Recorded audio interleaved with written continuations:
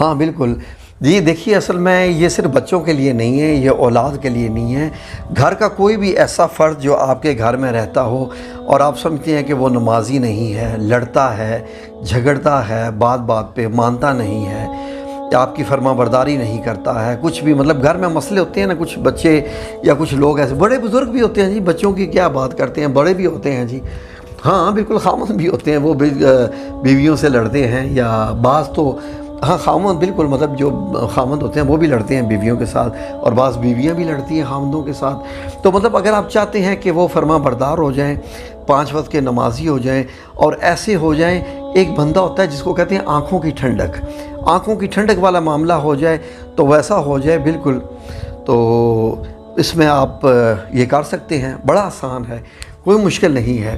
دیکھیے اصل میں یہ ہے کہ جو چیزیں نبی کریم صلی اللہ علیہ وآلہ وسلم سے جڑی ہوئی ہیں نا، اس معاملے میں آپ کو نہ ڈرنے کی ضرورت ہے نہ کچھ کرنے کی ضرورت ہے۔ جو قرآن پاک میں ہے، جو حدیث میں ہے، اس پہ آمنا صدقنا والا کام کیا کریں، اس میں حیل و حجت مت ڈھونڈا کریں، اس سے یہ ہوگا، کس سے کیا ہوگا، کس سے کیا ہوگا۔ ایک دیکھیں اس میں یہ ہے کہ ایک قرآنی آیت آپ کو بتانے جا رہا ہوں، وہ آیت ہے، وہ سورہ الفرقان کی آیت ہے جو بتانے جا رہا ہوں، اس کا یہ عمل ہے۔ ویسے تو اس کا طریقہ کار یہ بھی ہوتا ہے، ہاں نماز کے بعد، جی ہاں نماز کے بعد بھی آپ کر سکتے ہیں۔ نماز کے بعد مطلب آپ 5 وقت کی نماز جو آپ پڑھتے ہیں، تو 5 وقت کی نماز کے بعد نماز میں آپ جتنی دعائیں پڑھتے ہیں، تو جیسے آپ رب اجعلنی مقیم الصلاۃ ومن ذریتی یہ بھی آپ پڑھتے ہیں، تو جو میں آپ کو یہ دعا بتانے جا رہا ہوں یہ تو بہت خاص ہے نا اس معاملے میں، اس کا آپ نے عمل کرنا ہے۔ سورہ فرقان، تو آپ نے کرنا کیا ہے کہ 5 وقت کی نمازیں جب آپ پڑھتے ہیں نا، جو لوگ تو نماز پڑھتے ہیں یہ ان کے لیے ہے جو لوگ 5 وقت کی نماز پڑھتے ہیں، یار اگر 3 وقت کی پڑھتے ہیں تو ٹھیک ہے نا، باقی 2 وقت بھی آپ پڑھ لیا کریں تاکہ آپ کے لیے آسانی ہو جائے۔ 5 وقت کوشش کریں نا پوری 5 وقت کی پڑھ لیا کریں تاکہ آسانی ہو جائے۔ جو آپ 3 وقت کی پڑھتے ہیں تو آپ ان 3 کے ساتھ تو آپ پڑھ لینا اس دعا کو، 10 بار آپ نے پڑھنا ہے اس دعا کو۔ ہر نماز کے بعد جب آپ بیٹھیں تو اچانک تیزی سے مت اٹھ جایا کریں کہ جیسے بڑا بندہ مشکل میں پھنسا ہوتا ہے نماز میں، ایسے مت کریں نا۔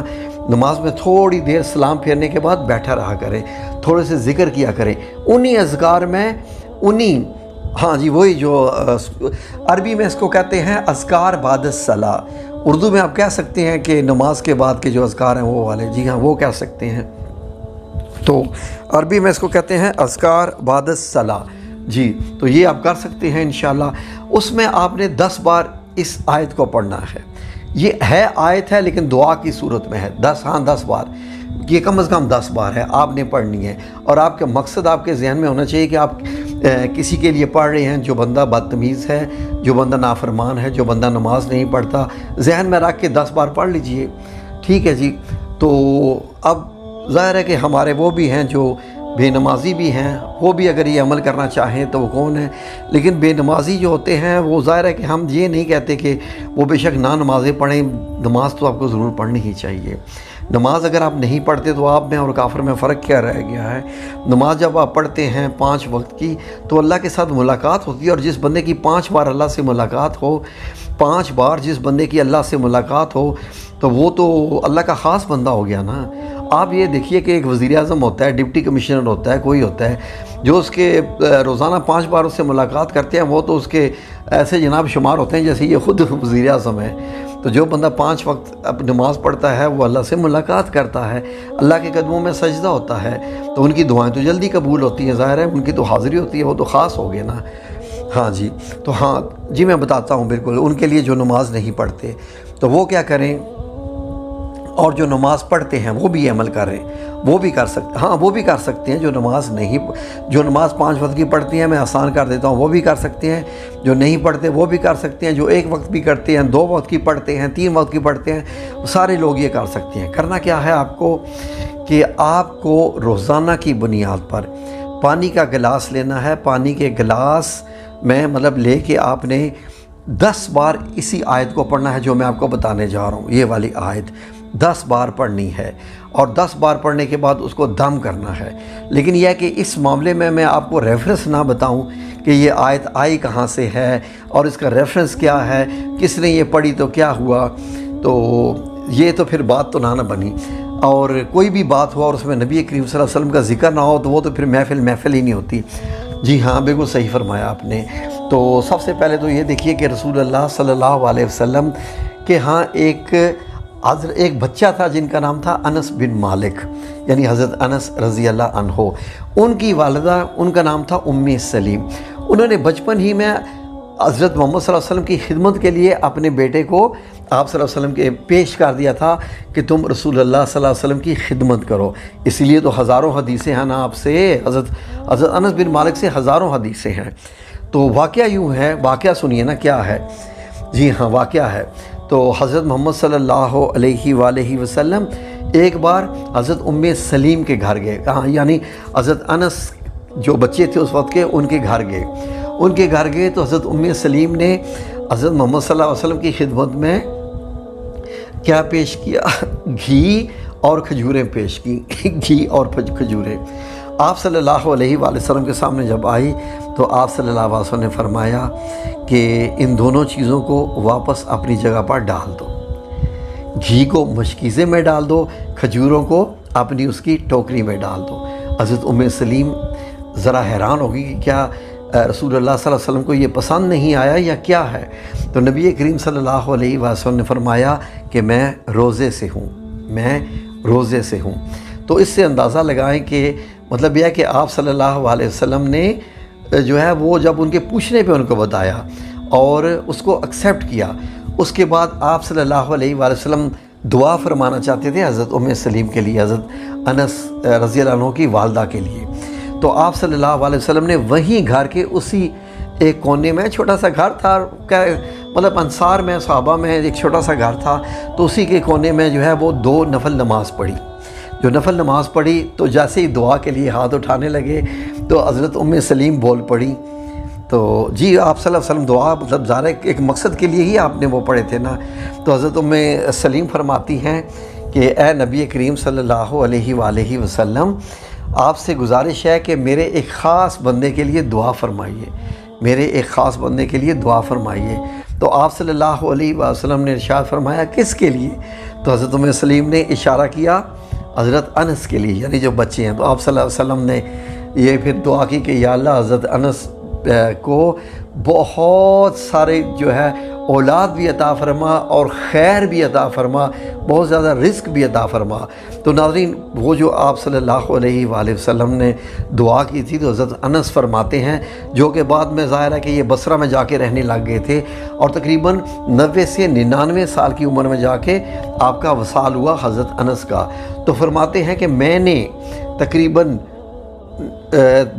ایک مختلف روایات میں ہے کہ 90 سے 120 تک اپنے بچوں کو، اپنے بیٹوں کو دفنایا ہے، یعنی اتنے اللہ رب العزت نے بیٹے عطا فرمائے جو فوت ہوتے رہے، ظاہر شادیاں بھی کرتے رہے وغیرہ وغیرہ۔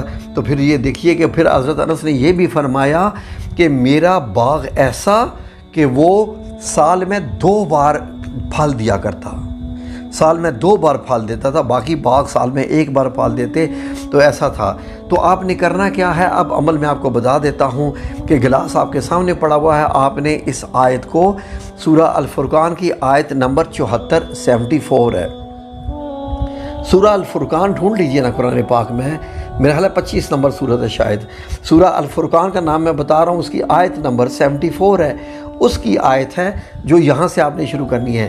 ویسے جو اس کی آیت شروع ہوتی ہے، وہ جو الفاظ وہاں استعمال ہوئے ہیں وہ ہے والذین یقولون، وہ آپ نے یہ 2 لفظ نہیں پڑھنے، آپ نے یہاں سے پڑھنا ہے۔ آپ نے کیا پڑھنا ہے 10 بار؟ جی ہاں، آپ نے ربنا مطلب یہاں سے شروع کرنا ہے، پہلے 2 الفاظ آپ نے چھوڑ دینے ہیں، وہ یہ الفاظ ہیں، غور سے سن لیجئے، آپ یہ لکھ لیجئے۔ اور ناظرین ہمارے کون سا کیمرہ ہے؟ یہ والا؟ ہاں جی، تو ناظرین سے آپ کہہ دیجئے کہ وہ جو ہے اس کو نوٹ کر لے، تو وہ بھی اس میں بھی ڈال لے۔ وہ ہے یہ ربنا حب لنا من ازواجنا وذریاتنا قرۃ اعین، آگے ہے وجعلنا للمتقین اماما۔ یہ بڑی خوبصورت آیت ہے۔ اس کا مطلب پتہ کیا ہے؟ اس کا مطلب ہے کہ اے ہمارے ربنا، اے ہمارے رب، ہماری بیویوں اور ہماری اولاد، ہاں جی، وذریاتنا، ہماری اولاد سے ہماری آنکھوں کی ٹھنڈک عطا فرما اور ہمیں متقین کا امام بنا دے۔ امام کون بنتا ہے؟ جو متقین سے بھی اوپر کا ہوتا ہے، جو ظاہر ہے جو، اور امام یعنی باقی جو مقتدی ہوتے ہیں پیچھے نماز پڑھ ہوتے ہیں، امام آگے ہوتا ہے، تاکہ ہم جو کچھ کریں وہ ہمارے بعد میں آنے والے ہم سے دیکھ کے بھی وہ کریں کہ جناب ہمارے بزرگ ایسے تھے۔ تو وہ اتنی اولاد نیک اور صالح ہو جاتی ہے اس سے کہ یقین کریں کہ بندہ حیران ہو جائے کہ یہ وہی بندہ تھا، یہ کیسے ایک دم سے بدل گیا اس کی، تو یہ تو ماشاءاللہ ایسا جو بندہ بات کرتے ہوئے لڑتا جھگڑتا تھا اور اب اتنا میٹھا بولتا ہے، 5 وقت کی نماز پڑھتا ہے، اور وہ پھر ہاں جی وہ اسلامی باتیں کرنا شروع کر دے گا اور پھر دین کی طرف آ جائے گا۔ یعنی جیسے ہوتا ہے نا، اللہ رب العزت نے، حضور نے کیا فرمایا تھا کہ بندے کا دل، انسان کا دل اللہ رب العزت کی 2 انگلیوں میں ہے، ایسے اللہ پھیر دیتا ہے۔ تو اللہ رب العزت اس آیت کی اس دعا سے جو ہے، اتنی خاص آیت ہے یہ، اللہ رب العزت پھیر دیتا ہے اس کا دل، اور وہ انشاءاللہ پھر وہ بالکل نیک اور صالح ہو جاتا ہے۔ کوئی بھی ہو جی، ماں ہو، باپ ہو، بیٹا ہو، بھائی ہو، جی جو مرضی رشتہ ہو، جس کے لیے مرضی آپ پڑھنا چاہیں، اس کو یہ کم از کم جو ہے آپ نے یہ 10 دن پانی پلانا ہے، 10 دن اس بندے کو پلانا ہے۔